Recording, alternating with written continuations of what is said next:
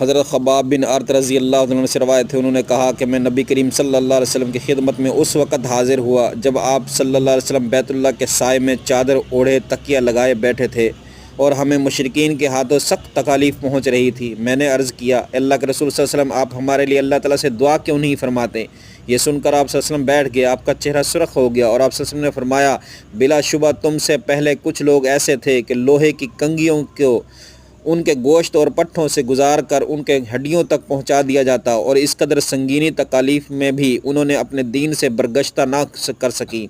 کسی کے سر پر آرا رکھ کر انہیں دولخت کر دیا گیا، یہ سختی بھی انہیں ان کے دین سے نہ پھیر سکی۔ اللہ کی قسم، اللہ تعالیٰ اس دین کو ایک نہ ایک دن ضرور کمال تک پہنچائے گا، حتیٰ کہ ایک سوار صنع سے حضر موت تک تنہا سفر کرے گا، اسے اللہ کے سوا کسی اور کا ڈر نہیں ہوگا۔ یہ نبی کریم صلی اللہ علیہ وسلم کی سچی زبان سے نکلے ہوئے